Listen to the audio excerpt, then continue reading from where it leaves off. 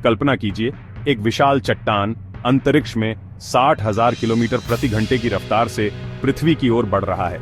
Asteroid 2025 CQ, एक 150 feet चौड़ा अंतरिक्षीय पिंड, आज 5 फरवरी को शाम 7:37 पर पृथ्वी के बेहद करीब से गुजरेगा। लेकिन घबराने की जरूरत नहीं है। नासा और दुनिया भर की स्पेस एजेंसियां इसे ट्रैक कर रही हैं और इसकी पृथ्वी से टकराने की कोई आशंका नहीं है। तो चलिए जानते हैं इस एस्टेरॉयड के बारे में कुछ और रोचक तथ्य। यह एस्टेरॉयड 2025 CQ अपोलो ग्रुप का हिस्सा है। अपोलो ग्रुप पृथ्वी की कक्षा के निकट आने वाले एस्टेरॉयड्स का एक विशाल समूह है। इन एस्टेरॉयड्स का नामकरण 1932 में खोजे गए पहले एस्टेरॉयड 1862 अपोलो के नाम पर किया गया था। अब तक हजारों अपोलो एस्टेरॉयड्स की पहचान की जा चुकी है, जिनमें से कुछ को संभावित रूप से खतरनाक माना जाता है। इनमें से एक एस्टेरॉयड 2025 CQ भी है, जो आज पृथ्वी के करीब से गुजरने वाला है।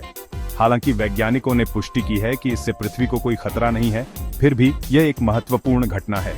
अपोलो ग्रुप के एस्टेरॉयड्स का अध्ययन करना महत्वपूर्ण है, क्योंकि ये पृथ्वी के लिए संभावित खतरा पैदा करते हैं। इनके आकार, संरचना और कक्षा का अध्ययन करके वैज्ञानिक भविष्य में पृथ्वी के साथ किसी भी संभावित टकराव की भविष्यवाणी करने और उससे बचने के तरीके खोज सकते हैं। अब बात करते हैं इसकी स्पीड की।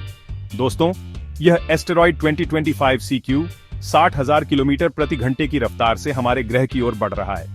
यह एक बुलेट ट्रेन की गति से भी 100 गुना तेज है। इस गति से यह पृथ्वी और चंद्रमा के बीच की दूरी को कुछ ही घंटों में तय कर सकता है। अंतरिक्ष में मौजूद वस्तुओं की गति वास्तव में आश्चर्यजनक होती है।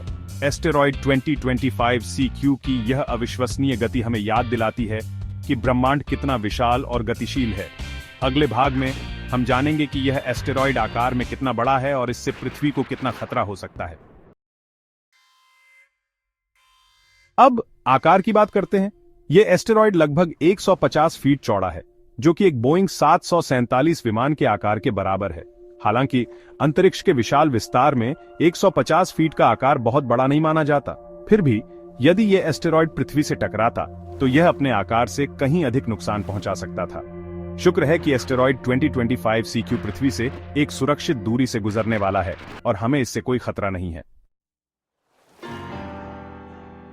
तो क्या 2025 CQ से पृथ्वी को कोई खतरा है? इस बार तो नहीं, लेकिन अगर यह टकराता तो क्या होता? 150 फीट का यह एस्टेरॉयड भले ही छोटा लगे, लेकिन इसके प्रभाव से एक छोटे शहर जितनी ऊर्जा निकलती, जो हिरोशिमा पर गिराए गए परमाणु बम से भी कई गुना अधिक शक्तिशाली होती। इस तरह की टक्कर से विनाशकारी सुनामी, भूकंप और ज्वालामुखी विस्फोट हो सकते हैं।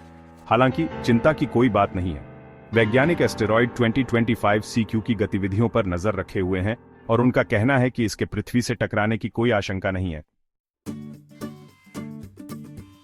दोस्तों, जैसा कि हमने देखा, अंतरिक्ष में ऐसे अनगिनत एस्टेरॉयड्स मौजूद हैं जिनकी टकराहट पृथ्वी पर विनाशकारी साबित हो सकती है। हालांकि एस्टेरॉयड 2025 CQ से हमें फिलहाल कोई खतरा नहीं है, लेकिन यह घटना हमें यह याद दिलाती है कि हमें अंतरिक्ष से आने वाले खतरों के प्रति सतर्क रहने की आवश्यकता है। नासा और दुनिया भर की अन्य स्पेस एजेंसियां लगातार नए नए एस्टेरॉयड्स की खोज कर रही हैं और उनके पथ का अध्ययन कर रही हैं, ताकि किसी भी संभावित खतरे से निपटा जा सके। अंतरिक्ष अन्वेषण और शोध के क्षेत्र में हो रहे निरंतर विकास के साथ हमें विश्वास है कि हम भविष्य में इन खतरों से निपटने के लिए और भी बेहतर तरीके ईजाद कर लेंगे। आपका क्या ख्याल है? क्या आपको लगता है कि पृथ्वी को एस्टेरॉयड्स से बचाने के लिए हमें और क्या करना चाहिए? हमें कमेंट करके जरूर बताएं।